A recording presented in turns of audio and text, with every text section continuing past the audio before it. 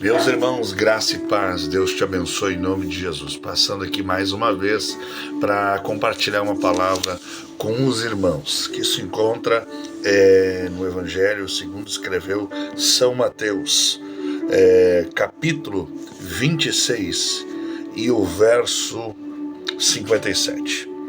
E os que prenderam Jesus os conduziram à casa do sumo sacerdote Caifás, onde os escribas e os anciões estavam reunidos. E Pedro seguiu de longe até o pátio do sumo sacerdote, e entrando, sentou-se entre os criados para ver o fim. Ora, os príncipes dos sacerdotes e os anciões e todo o conselho buscavam um falso testemunho contra Jesus para poderem dar-lhe a morte. Meus amados, a Bíblia é muito clara quando diz que Jesus, sendo onipotente, onipresente e onisciente, ele sabe, conhece e vê todas as coisas. Ele, por certo, havia previsto, e os seus profetas vieram anunciando toda a trajetória do seu grande, profínquo e fidalgo ministério. Então todos o conheciam e saberiam sobre o que Cristo passava. Mas uma das coisas que me chama a atenção é que Cristo, no meio desse momento, já se dirigindo à então corte romana, e ali passando por Caifás, por Anás, passando por toda essa questão de julgamento dos próprios judeus, da própria sinagoga que o julgava, e saindo dali também indo sendo julgado por Pilatos, enfim, Herodes, e passando por esse processo. O que me chama a atenção é que Jesus passou por 3 processos importantíssimos na sua vida, no seu ministério, e eu tenho orado a Deus e tenho percebido que nós também precisamos fazer parte. O primeiro ministério e a primeira passagem, o primeiro lugar que Cristo passa é pela manjedoura, porque ele nasce numa manjedoura aqui na terra, concebido pelo Espírito Santo através de Maria. E quando isso acontece, Cristo nasce na manjedoura. Manjedoura não é outro lugar senão um tabuleiro de estábulo, onde os animais recebiam ali o seu alimento e ali ficavam. Ou seja, um lugar muito simples, que não era nem para uma condizência humana, mas para uma condizência animal. E Cristo é concebido numa manjedoura, num lugar simples e humilde, mostrando que poderia vir ao mundo no trono de Herodes ou de Pilatos, se fosse a sua vontade. Mas ele escolheu um estabuleiro, ele escolheu uma manjedoura, ele escolheu um lugar simples, um lugar humilde, um lugar sem provisão nenhuma. E ali nasce Cristo Jesus. E eu acredito que o nosso ministério precisa nascer da mesma forma, não por cima, mas por baixo.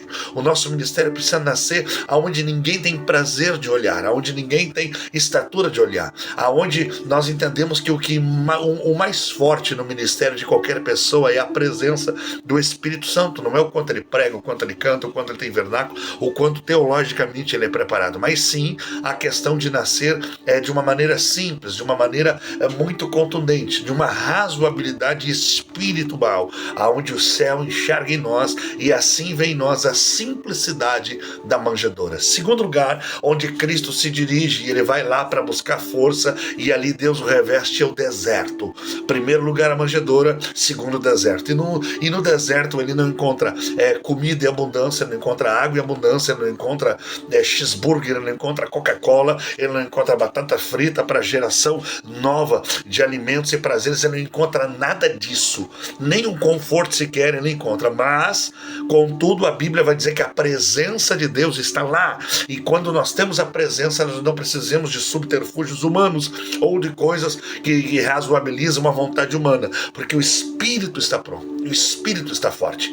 E aqui eu compreendo que o que Jesus estava propondo a nós foram 40 dias, e a etimologia de 40, a numerologia de 40 vai falar de 40 belos e maravilhosos anos sobre Israel, vai falar de 40 vezes, em inúmeras vezes citado. Mas aqui eu entendo uma coisa: 40 dias Jesus passou lá para ser fortificado, para ser abençoado, para ser levantado pelo próprio Espírito. Eu me lembro de uma coisa muito interessante.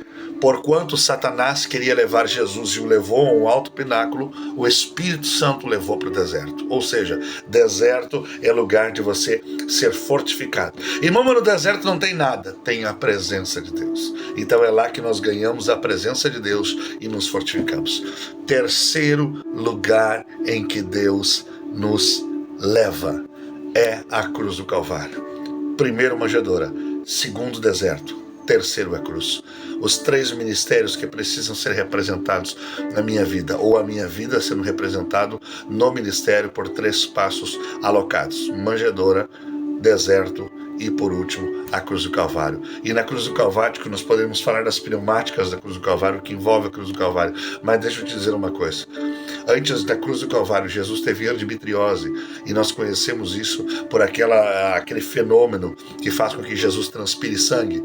E pelo menos 3 pessoas na história tiveram essa endometriose assim colocadas: Cristo Jesus, uma freira, se não falha a memória, na era medieval, e uma moça na era da Segunda Guerra Mundial também teve endometriose. São os 3 registros que nós temos disso. É um fenômeno quase que raro, quase que impossível, enfim.